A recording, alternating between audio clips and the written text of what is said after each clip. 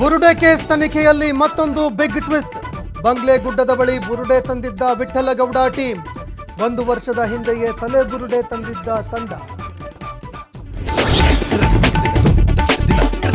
16 ವರ್ಷಗಳ ಜನರ ಹೋರಾಟಕ್ಕೆ ಸಿಕ್ತು ಜಯ.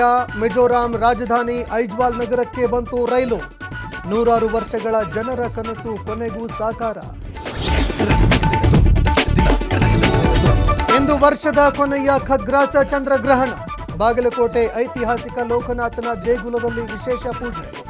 ನಾಳೆ ಬೆಳಗ್ಗೆ ಮಹಾರುದ್ರಾಭಿಷೇಕದೊಂದಿಗೆ ದೇವಸ್ಥಾನ ಓಪನ್.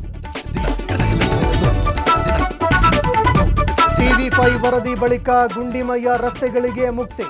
ನಮ್ಮ ವರದಿಗೆ ಸ್ಪಂದಿಸಿದ ಕೊಪ್ಪಳ ಶಾಸಕ. ರಾಘವೇಂದ್ರ ಹಿಟ್ನಾಳ್ ಸೂಚನೆ ಬೆನ್ನಲ್ಲೇ ದುರಸ್ತಿ ಕಾರ್ಯ ಆರಂಭ. ಕೌಟುಂಬಿಕ ಕಲಹಕ್ಕೆ ಯುವಕ ಆತ್ಮಹತ್ಯೆಗೆ ಶರಣು. ಕ್ವಾರಿಯಲ್ಲಿನ ನೀರಿಗೆ ಹಾರಿ ಯುವಕ ಸೂಸೈಡ್. ಕನಕಪುರ ತಾಲೂಕಿನ ಅರಕೆರೆ ಗ್ರಾಮದಲ್ಲಿ ಘಟನೆ.